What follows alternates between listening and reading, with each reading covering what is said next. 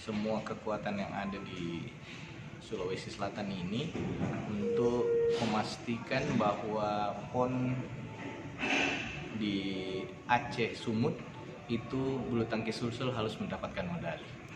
Kita harus betul-betul mempersiapkan mulai dari kepengurusan baru dilantik, itu semuanya kita harus sudah langsung mempersiapkan bagaimana untuk di PON Aceh Sumut, baik itu dari sistem rekrutmen atletnya, kemudian pelatihannya, sampai bagaimana mempersiapkan TC jangka panjangnya. Karena kita mau betul-betul target kita harus di PON ke-21 di Aceh Sumut, kita harus mendapatkan medali. Yang pasti penjaringan, karena ini kan masih panjang, kita masih punya waktu sekitar 4 tahun, maka semuanya akan kita berjenjang, kita pastikan kompetisinya berjalan sesuai dengan program yang kita susun, dan yang paling utama adalah atlet-atlet yang masih muda, yang masih punya potensi, itu kita persiapkan lebih awal lagi. Untuk pembinaan sendiri apakah nanti bakal ada turnamen-turnamen di lokal atau seperti apa? Oh pasti, kalau itu udah pasti. Bahkan sebenarnya kita seandainya tidak pandemi, kita sudah menjadi tuan rumah, baik itu sirkuit nasional ataupun beberapa kejuaraan lainnya seperti Yusu dan lain-lain. Tapi karena masih pandemi, makanya ini ditunda ke tahun 2022. Insya Allah mulai selesai kita dilantik di bulan 3 atau 4, kita sudah mulai melakukan kompetisi. Target medali ada berapa banyak untuk PON mendatang? Kalau kita minimal kita masuk itu untuk di 4 besar. Mudah-mudahan saja dengan pemilihan yang tepat itu kita bisa mempersiapkan di tunggal putra, kemudian ganda putri dan ganda campuran. Ini adalah kesempatan besar karena kepengurusan PBSI Pusat sekarang betul-betul mengejar bagaimana atlet muda punya kesempatan yang sama untuk bisa berlatih di Pelatnas.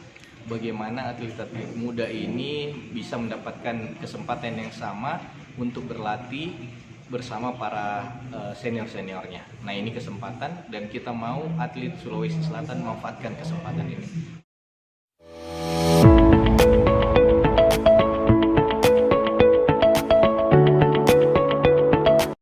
Bagus ya.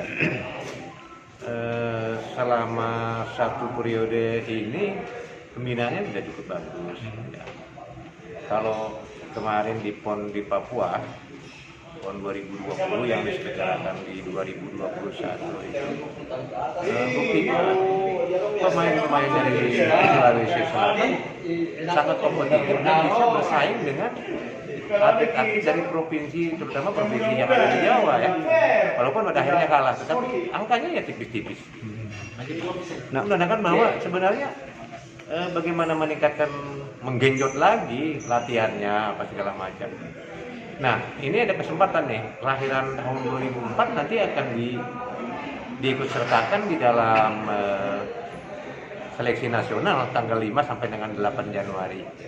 Nah, disinilah kita harapkan ada atlet-atlet dari Sulawesi Selatan yang bisa bersaing nanti di dalam seleksi nasional, dan mudah-mudahan ada nanti yang bisa ditarik sebagai atlet di Pelatnas. Semua provinsi prioritas, tinggal provinsinya aja lagi. Karena apa? Kalau provinsi itu berjalan dengan baik, ya tentu akan mendapat dukungan penuh dari pengurus pusat. Karena begini, Musprov, Mukerprov, penataran pelatih, penataran SI, dan lain-lain, itu pendanaannya sebagian dibantu oleh pusat. Dan tidak dibeda-bedakan, asal memang pengurus provinsi itu masih sah gitu ya. Kalau sudah masa baktinya habis tetapi tidak menyelenggarakan, kemudian mau minta bantuan dana, nggak dikasih. Tapi kalau pengurus provinsinya masih masa baktinya masih berlaku, kemudian ingin menyelenggarakan begitu minta bantuan ke pusat, dikasih. Oke. Pak, ke depan ini Pak, apakah memang ada rencana dari nasional menjadikan Sulsel untuk sebagai tuan rumah turnamen gitu atau gimana? Masih belum, karena kami masih belum menetapkan kalendernya ya. Kalender untuk tahun 2022 masih belum ditetapkan secara resmi, walaupun kita sudah buat ya.